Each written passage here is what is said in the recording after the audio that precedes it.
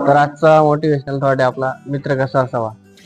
मित्र हे एक असं व्यक्तिमत्व आहे की ज्यामध्ये नातेवाईक, एक टायमाला अशी परिस्थिती येते की सख्खा भाऊ सुद्धा साथ सोडतो, पण ब्लडचा नसताना सुद्धा मित्र हे असं व्यक्तिमत्व आहे की ते आपल्या अडीअडचणीला, जिथं आपल्याला एकदम डगमगलेलो असतो, परिस्थितीमध्ये काही सुचत नाही, त्या ठिकाणी असं एक व्यक्तिमत्व कामाला येतं, अडीअडचणीला मदतीला येतं, तर ते मित्र आहे. तर त्यासाठी मी एक महाभारतातलं एक उत्तम उदाहरण देऊ इच्छितो तुम्हाला. महाभारतात असं एक व्यक्तिमत्व कर्ण, सगळ्यांना ऐकूनच असणार. तर त्यामध्ये कर्ण असं एक कॅरेक्टर होतं की त्याला म्हणजे जन्मतः इतकं त्याच्यावरती दुःख, संकट आणि एवढे प्रॉब्लेम्स आलेली होती.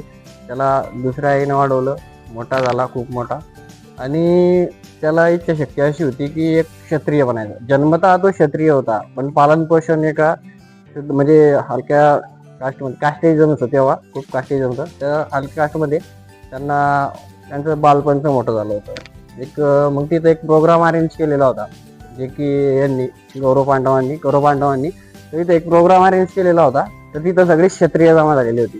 तिथं शक्तीचं प्रदर्शन करायचं होतं की कोण किती श्रेष्ठ आहे. तर अर्जुन त्याला द्रोणाचार्य म्हणजे सर्वश्रेष्ठ शिष्य होताच, सर्वांना माहिती होतं. द्रोणाचार्याचा सगळ्यात लाडका शिष्य जो होता तो अर्जुन होता, बरोबर. तर इथं युद्ध कौशल्य चाललेलं होतं. तर द्रोणाचार्याला असा कॉन्फिडन्स नाही, ओव्हर कॉन्फिडन्स होता की बाबा आपलं अर्जुन म्हणजे सर्वश्रेष्ठ आहे. तर युद्ध कौशल्य चाललं होतं. मग तिथंच आता हा आपला जो कर्ण होता, कर्णाचा विषय काय होता की तो पण जो द्रोणाचार्य अर्जुनचा म्हणजे अर्जुनचे गुरु होते, द्रोणाचार्याचा गुरु परशुराम त्यांचा शिष्य होता. म्हणजे जो अर्जुनचा गुरु होता त्यांचा पण गुरु त्यांचा शिष्य होता. म्हणजे त्याच्यावरून तुम्ही समजू शकता की तो श्रेष्ठ होता. तर त्या युद्ध कौशलमध्ये अर्जुनाचे जे बाण होते, जे खूप तेजस्वी होते, तर ते अडवण्याची क्षमता कोणामध्ये दिसत नव्हती. फक्त एकमेव व्यक्तिमत्व श्रीकृष्णाला सुद्धा माहिती होतं, तिथं कर्ण आहे की तो फक्त अर्जुनाचे बाण अडवू शकतो, बरोबर. त्याने युद्ध कौशलमध्ये भाग घेतला आणि अर्जुनाचे बाण जे ते मोडीत काढले होते. मग द्रोणाचार्यांनी तिथं भरसभेत उठून उभे राहिले आणि म्हणाले की हे फक्त गुरु परशुरामचे शिष्य आहे, जसे की भीष्म पितामह आणि द्रोणाचार्य, हे तीन चार व्यक्तिमत्व असे होते की परशुरामचे शिष्य होते, की बाबा याच्यातलाच हा एक कोणतरी आहे, याच्या व्यतिरिक्त हे जे युद्ध कौशल्य अर्जुनाचं मोडीव काढू शकत नाही. तर त्यांनी एक पॉईंट मारला होता तिथं की हे जी आपण जे अरेंज केलेली युद्ध म्हणजे जे कार्यक्रम आयोजित केला हा फक्त क्षत्रियांसाठी, कास्टेजम होतं आधी सांगितलं तुम्हाला. तर त्यांचं असं म्हणणं होतं की बुवा हे फक्त क्षत्रियांसाठी आपण केलेलं आहे, बरोबर. तर तिथं त्याचा मित्र, कर्णाचा मित्र कोण असतो कोणी सांगू शकता? दुर्योधन त्याच्या पाठीवरती हात टाकतो आणि त्याला म्हणतो की हा अंगदेशचा राजा आहे, त्याला मी राजा घोषित करतो, बरोबर. मी राजपुत्र आहे त्यामुळे मी याला राजा घोषित करतो आणि आतापासून हा एका राज्याचा राजा आहे, तर हा त्या याच्यामध्ये भाग घेऊ शकतो. तर तिथं कोण सपोर्ट करतो कर्णाला? दुर्योधन सपोर्ट करतो, बरोबर. त्याला काही सपोर्ट नसतो, पूर्ण शून्य असतो, फक्त त्याच्यात युद्ध कौशल्य क्वालिटीज असतात, तिथं सपोर्ट करतो, त्याला एका राजाचा राज्य करतो आणि तिथं त्याचं जी क्वालिटी असते ती उभरून येते आणि त्या कार्यक्रमात तो सहभागी होण्यासाठी पात्र होतो, बरोबर.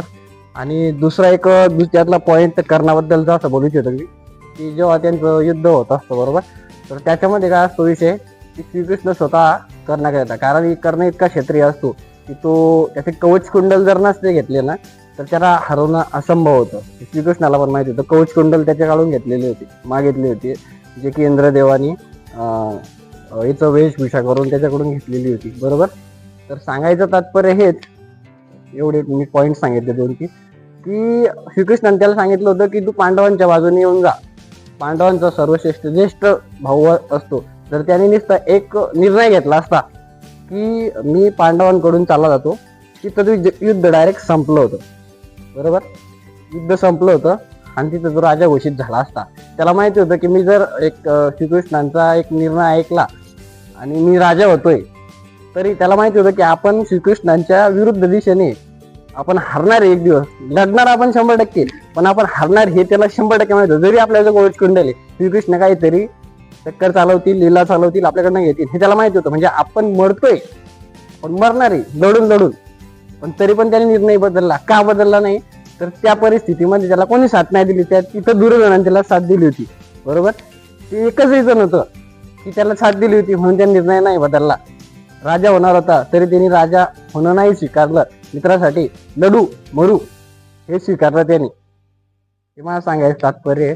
त्यामुळे मित्र कशाचे नाव, कारण काय करण्यासाठी मी एक बोलू इच्छितो 2 वाक्य. काले और गोरे में तो शाम वर्ण चुनूंगा. काले और गोरे में तो मैं शाम वर्ण चुनूंगा. तुम चुन लो सुदामा, मैं तो मित्र कर्ण चुनूंगा. थँक्यू.